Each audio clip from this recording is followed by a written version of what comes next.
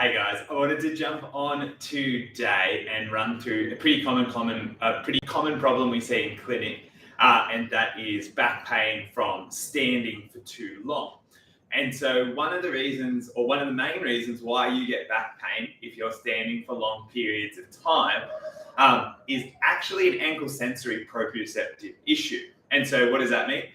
Basically, your ankles have these sensory receptors or little sensory cells which tells your brain where you're standing. So you could be standing upright, or you could be leaning forwards, or you could be leaning backwards a little bit.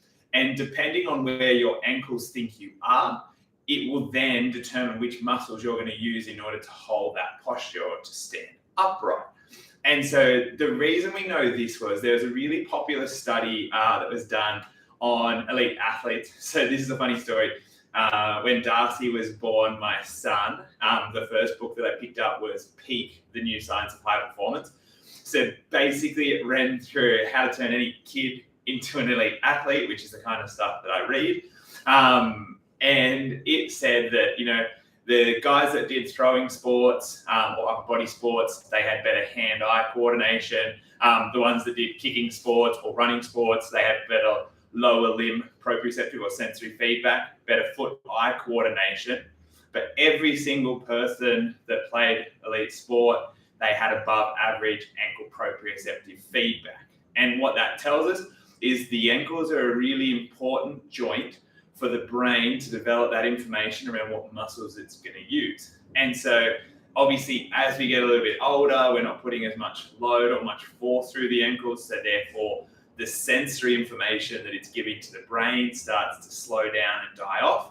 So what we want to do is we want to ramp that up. It also coincides with the ankles being the most commonly injured area in the body. So ankle sprains are the number one injury worldwide. And basically, every time you injure your ankle, you decrease the sensory feedback that you're getting. So if you've ever had a big ankle sprain, even if you haven't had a little ankle sprain, even if you've just rolled it a few times, chances are that your ankle sensory feedback is going to be sort of below par. So what can we do to fix it? That's what we're going to run through today. So we're going to start off just with a nice little ball release. So I might just pop this down. We've run through this in previous videos. So if you want a more thorough rundown, I'll put a link in the description. But basically, we're just going to grab that ball and we're just going to roll through the foot. And so when we're rolling through that foot, we just want to roll up and down and then a little bit of side to side. And we're using this as sort of like a screening tool. Are there any sore or tight spots? Are there any areas where we want to spend a little bit more time? Is it painful? Is it a good type of pain? Are all sort of the questions that we want to be sort of working through with this one. And so if you notice there are particularly tight or sore spots, you can spend a little bit of extra time. But this is it has a twofold reason why we're doing a lot of foot activation exercises or foot awareness exercises. And that's because the feet give us a massive amount of sensory feedback. And so this one, not only rolling out helps increase that sensory feedback, but the other thing that it does for us is it starts to increase blood flow into the area. It starts to get the muscles stretching and relaxing. And obviously that will all increase your sensory feedback. Plus it feels nice. Our feet, we're on our feet all day, every day. They're often pretty neglected. It's hard. They respond really well when you show them a little bit of TLC. So after we've done our minute on each foot, then it's time to start waking up the ankle proprioceptors, or those little sensory cells that give us sensory feedback for our ankles. And so a really nice, easy way to do that is by going through and doing a little exercise we call a plank body saw. So basically, I'm going to do it against the squat rack. You can do it up against the wall, but we're just going to have a little lean into the wall. And then from there, what you'll find is you'll probably look something like this. So we want to stand up nice and tall. We just want to let the hips sink forward so that we're in a nice straight line. And we want to feel our hamstrings and our core engaged. Once we've found those guys switched on, we're in the right position. And then from there, you can either do double leg if this is a bit challenging. So we'll start off just doing 10 double leg.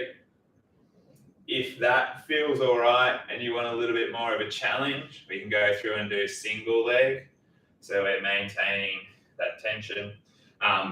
The other reason why we're leaning into the wall is we want to keep our arms nice and straight when we do this, because it starts to activate our serratus anterior, which will then in turn stimulate our obliques or our core.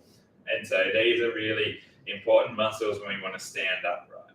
So you can go through, you can do your 10 reps on each side, and that'll start to get that sensory feedback happening through the foot, the ankle. It also starts to tie in, feet, calves, hammies, core, glutes, all working together. And so the one thing we know is that the muscles or the brain tissues that fire together, so they work together, they wire together, and then those movement patterns become our default patterns. So then you should notice after doing a couple of them, you can stand up a little bit more upright. And then the next exercise we're going to do, I'm just going to shift the camera a little bit. Sorry, it's nice sunny weather out there, so we're getting a lot of background light. The next exercise we want to do is we want to start to train those ankle proprioceptive feedback mechanisms in a more gravity sort of way. So the way that we're going to do that, or we're going to train them in a sort of a more functional way is what I should say. So we're going to get them to act against gravity, and we're going to give them a bit more of a awareness so that they have a bigger buffer zone, so they know what's good and what's bad. And so basically what we want to do is we want to stand up nice and tall. We want to pop our hands behind the backs of the bum, and then we're just going to practice leaning forwards.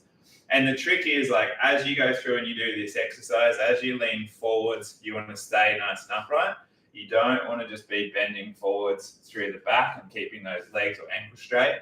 And then you don't just want to be bending through the knees. So you want to stay up nice and tall.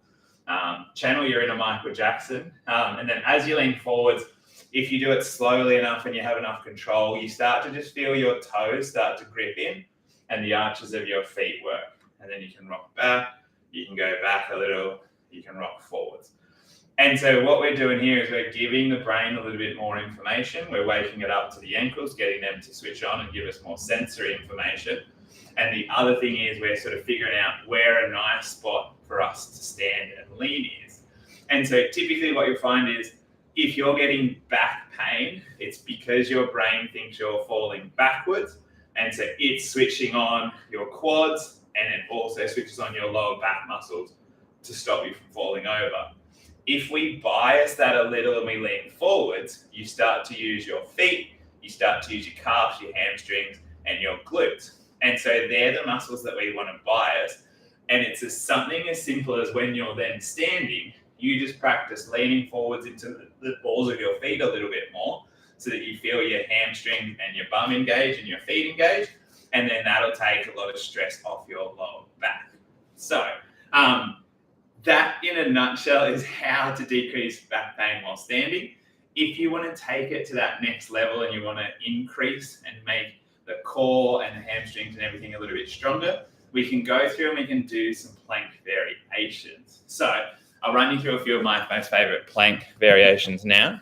I'll pop it down so you guys can get a little bit of a better view of them. And so the first one we're going to do is a plank body saw.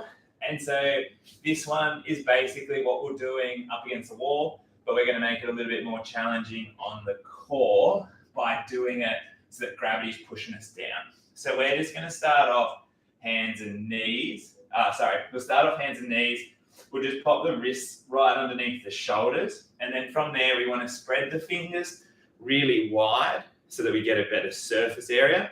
And then we're actually creating a little bit of that outward or downward rotation of the shoulders when we do that. So hands on these shoulders, fingers spread wide. We're creating that tension. We're pushing into the ground. Then from there, we go up onto our tippy toes. And the first progression for this one is just going to be rocking forwards, rocking back. So you're just rocking up onto your toes, rocking back, rocking up. And with this one, we want to be rocking forwards and back.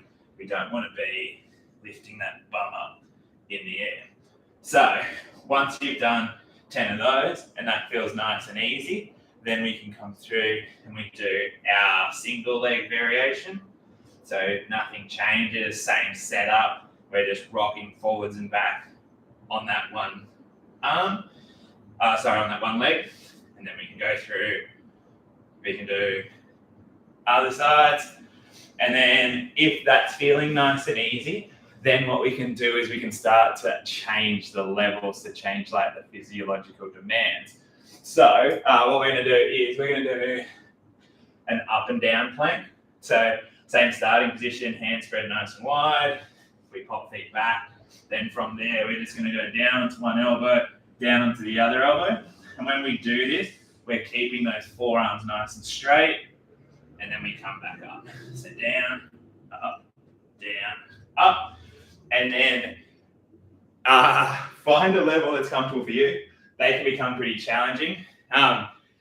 If you want to make it super difficult and make sure that you're not cheating through the movement, we can chuck a little ball on our back as well. So it gives us instant sensory feedback as to whether we're doing the exercise right and whether we're keeping the core nice and stable or whether we're starting to rock.